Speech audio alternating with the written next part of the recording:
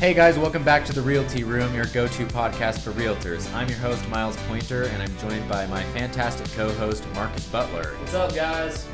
We're coming to you from Coeur d'Alene, Idaho, and each week we're going to bring you the latest news in the real estate world, invaluable tips to boost your real estate game, and some funny real estate stories along the way.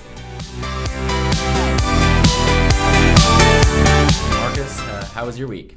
It was good, Miles. It's been pretty hot here, so trying to stay cool, I guess, is one of the big things going on these days. I had a pretty great closing this week. Sweet. Yep. It was a long one. We had it listed last year for 6 months. We had 2 showings in 6 months, and then this year we relisted it, same price, and we had 1 showing, and the 1 showing we got finally bought it. So this is a nice one to get off the plate. I'm really excited for my clients, and I'm happy this one's over, to be honest with you. Good. So just curious, you had it listed last year for a while, and then this year you brought it back on at the same price. Do you feel like it was listed too high?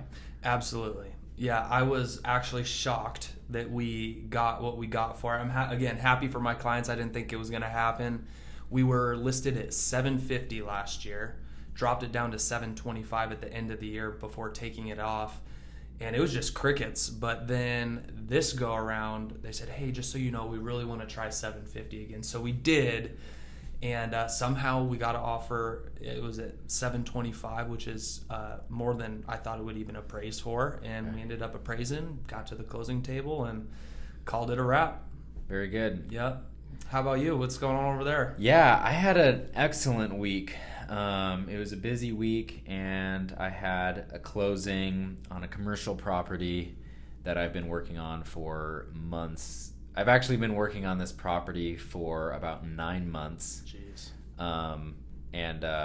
We were under contract in May, and we were supposed to close mid-May, and we've had to extend closings, but finally closed this week. So representing both the buyer and the seller on that one, so that felt super good. Great. What were the reasons for the extensions?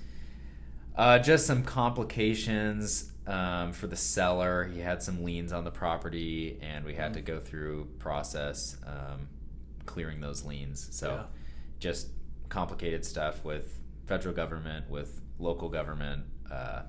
It was a complicated one. Learned a lot though, so it was a doozy, but a lot of satisfaction from closing that. So that was my week. Get to the closing table, get it all done. There you go. You leave with some new knowledge, right, that you didn't have before. Yeah. Great. Well, on to interest rates. We're the same as last week. We have 30-year conventional still at 6.875, FHA and VA at 6.625, so just about 0.25% less. But we're kind of just smooth sailing at those rates for a couple of weeks. Yep. I did hear this week that the federal government, or the Fed, Federal Reserve, is expected to lower rates in September. Sure. So is that what they're saying? That's what they're saying now, but they've said it before. They've said it multiple times. See. Yeah. I think it was they meet every 6 to 7 weeks.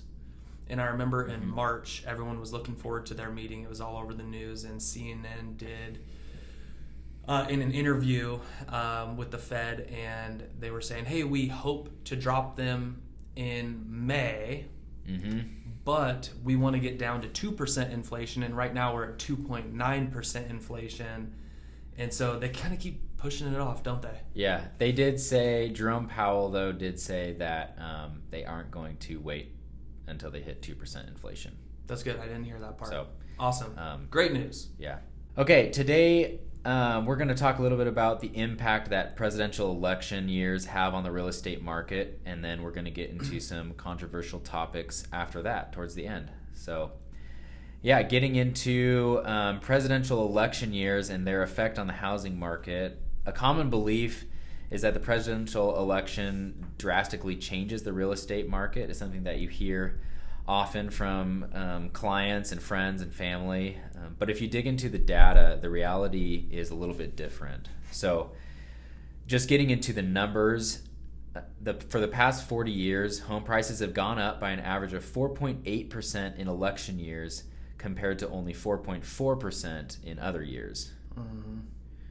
Yeah, that's very similar. Not much of a change there. There's actually a few key examples of times where the real estate market did change drastically during an election year. And the first one was the 2004 housing bubble, where home prices jumped by 13.4%, driven by the inflating housing bubble, not President George Bush's re-election. The second being the 2008 financial crisis. Home values dropped by 12% due to the housing bubble burst in global economic collapse, not because of Barack Obama versus John McCain. And the third being 2021, obviously the COVID-19 boom. Home prices soared. We all saw that by 18.9% nationally, fueled by record low mortgage rates and pandemic-related factors, not President Joe Biden's first year in office. Yeah, so it's interesting that we see some drastic changes these few years, but not because of the election itself. Sure. So, and that can skew average numbers. So something to look out for when you're just looking at the numbers by itself, by themselves. Yep. So. Other things are involved for sure. I don't know about you, but a lot of the conversations I've had with people who are interested in buying homes and even selling homes, I've heard a lot that with the election coming up, I kind of want to wait to see what happens. Specifically with interest rates and prices, but we haven't touched on interest rates yet. And I know that I've personally heard people say, the president's gonna try and make rates look really good for their re-election potentially. So yeah. I want to keep an eye out on that and see if it happens. What do you think about that? Yeah, it's something that people think about. But also rates aren't affected that much. So I have a graph here that goes over mortgage rates through election years for the past around 40 years.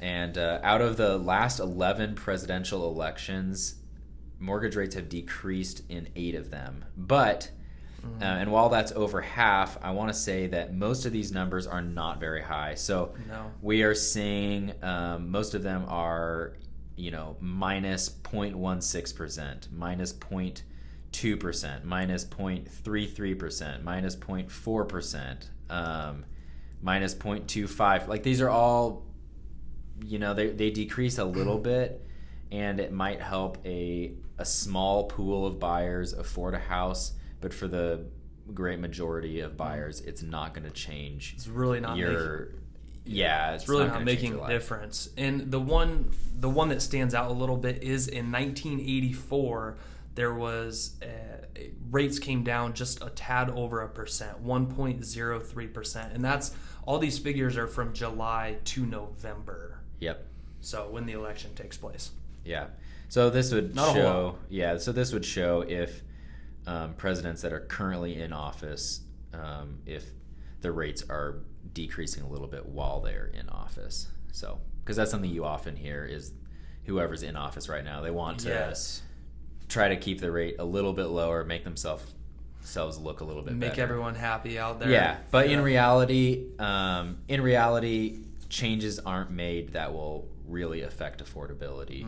And right now, I think we have bigger things going on with inflation that's just going to have much more of an impact, which I think you're going to get into. Yeah.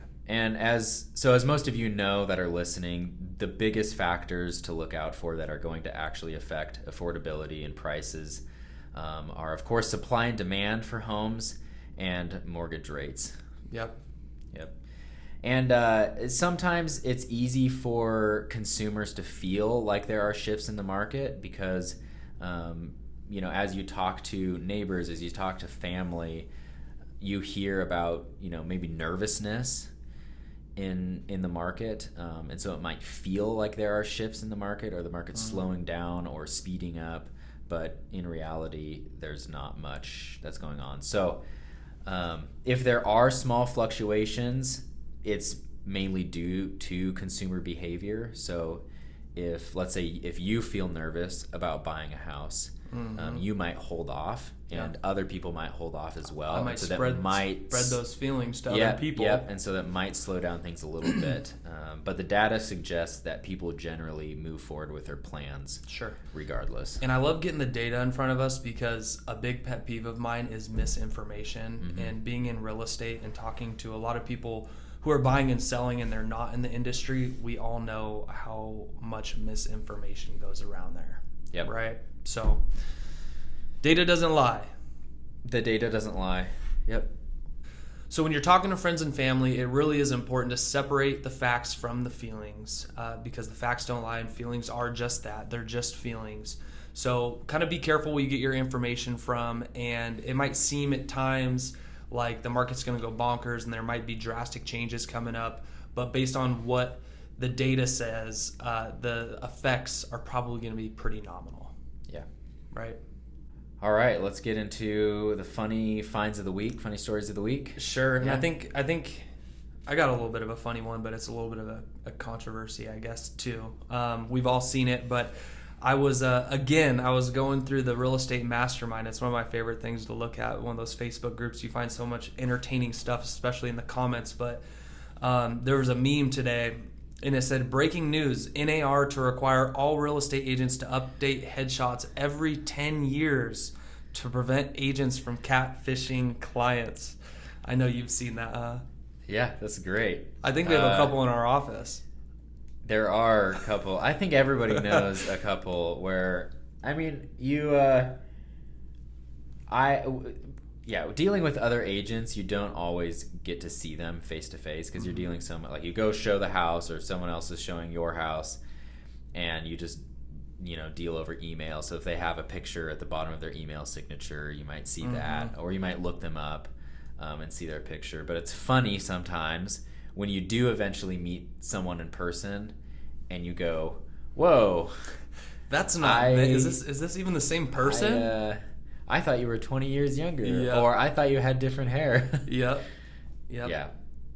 I think it's important to update your headshot. Sure. I mean, your clients want to know what you look like. Why show them what you used to look like? I mean, you have a picture there for a reason, so that people can get familiar with you. Yep. And if you're just giving them I heard a story not that long ago, maybe a month ago, of an agent in the office that we work at that gave a card to a client, and they looked at the card and looked up at them and said, "Wow, is this the same person?" It was kind of a joke, because they knew it was, but it's all about branding, branding, personal branding, and if you don't update headshots, then what are you doing? Yeah. What is the reason for not updating headshots? Just pushing it off, like feeling like it's not. Yeah, is it laziness, or is it really like I feel like it's a vanity thing, or do you think there's any? No, I feel like maybe. I don't know. I feel like some of it probably just comes down to you feel like it's not that important. Yeah. Well, regardless, in my opinion, update your headshot so people know what you look like and have confidence regardless, So maybe we should clarify for the listeners, is NAR actually requiring all real estate agents to update headshots every 10 years? I do not think so. Okay. I don't think they'll ever be able to require that. So if you really don't want to update it, go for it. But I think it's important personally. Yeah.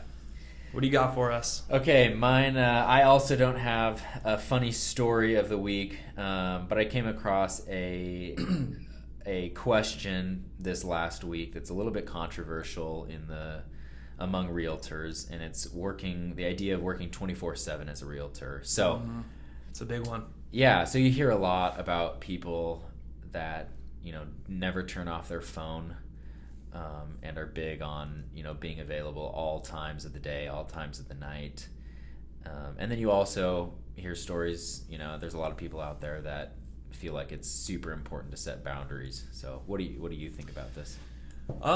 Well, as somebody with kids, I think that I've learned over the past few years.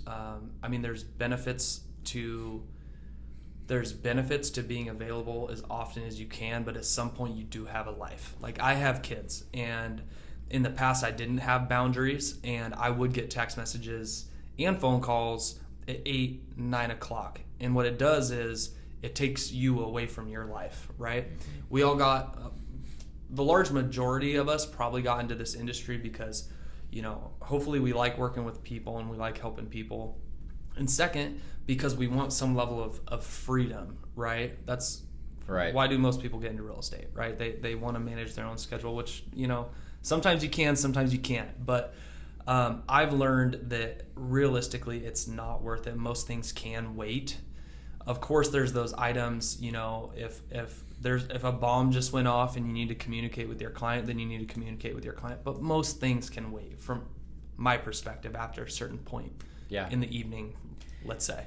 Yeah, I feel similarly. I don't actually have a shut off. I don't tell people I'm unavailable after 8 or 9 o'clock at night. I'm pretty much available whenever, but I do tell clients when I'm busy. So I tell most clients, like for me personally, I don't like working on Sundays, and so I will if I really, really need to, but I pretty much tell all of my clients I'm unavailable on Sundays, and if I need to get something done, I will, but that's kind of my family day. Yeah. So, and other than that, I will tell clients, hey, I'm busy tonight. I have dinner with my family, or I have dinner with my wife. I'm not available. And the cool thing is I have found that it makes you a little bit more human to people, because everybody has stuff going on, and people respect that. They do. They like that you're doing things, and they also appreciate when you just tell them, like, set that boundary. Sure. And people respect boundaries. So. I agree 100%. And that's kind of not necessarily the feedback, but that's the sense I get, as boundaries start to get put into place is, they start to get to know you a little bit more also. Like when you say, hey, I'm out, I'm tonight's dinner with family, right? They just get to know you a little bit more. There's that human element that they'll understand. And most people, especially when you have kids, like I've had, hey, I'm out doing something with my kids right now. And I think it's important to let them know when you can follow up with them too, so they know that you're not just waiting, or you're not just not responding to them for some reason, and they do respect it. Yeah. So I'm a proponent of boundaries. So I'm curious, we went over boundaries, but do you have a set schedule that you try to work, or do you just kind of work when the work comes? I don't like to have a to-do list, so naturally when something pops up, I try to get it done if I can. Once it hits about dinner time, I don't have a hard stop at a certain point. I don't, and I probably never will. I know I've ran into quite a few agents and lenders that do, and sometimes if it's just after 5 or something, you're like, oh, it's 5 o'clock, I should have called before or whatever, and now you can't get a hold of them. So it is nice when there's a little flexibility, so I try to keep that in mind, I guess. But to answer your question, no, I don't have a hard stop. Yeah. I do try not to work on Sundays also, though. Yeah. So yeah. I try to have a somewhat set schedule. So if if things come up, I don't mind having a to-do list. So I can just throw things on to the next day. If something comes up that can be pushed out a day, I'll push it out to the next morning. And I kind of try to have a stop at around dinner time. But of course, client calls, I don't mind taking things at 8 o'clock, 9 o'clock at night. But I also don't have, it's just my wife and I. And she usually has things going on in the evenings, or she's working too, on her laptop in the evenings. Yep. And so it's not that big of a deal. Someday, if we have kids, it might be a bigger deal. Yeah. But. And to your point, maybe something for people who do feel like they're working 24/7, maybe, just putting in systems in place and scheduling things out properly for, in a way that does work for your schedule, whether you have kids or, a wife, or you're just a solo person, whatever works for you. But I think that, having some boundaries and a schedule that allows you to get what you need done is important. I found that the times that I feel like I'm working 24/7, the reality is I'm not working 24/7. I just am stressed and thinking about things 24/7. There you go. And so I can relate to that. If you have systems in place, though, it makes things easier. Yep, takes that edge off. 100%. Yeah, so something that I like to do is as soon as I know I need to do something, I put it down on I have like a shifting to-do list, like scheduling app. Yeah. What's that app called? It's called Motion. Okay. I love it. Yeah, we'll it's have a to... paid app, but sure. I love it. Maybe we can follow up on that one day. Yeah. In the podcast here. Yeah, it helps alleviate some of the stress. Cool. Right on. So key takeaway. For me, boundaries, try not to work 24/7. Yeah. People respect boundaries. They do. They do. All right, guys. Well, thanks everyone for tuning into the Realty Room. We come out with new episodes every Tuesday, so be sure to catch up next week. You can follow me at The Real Mark Butler. That's Mark with a C. And you can follow me at Miles Pointer. Catch you guys next week.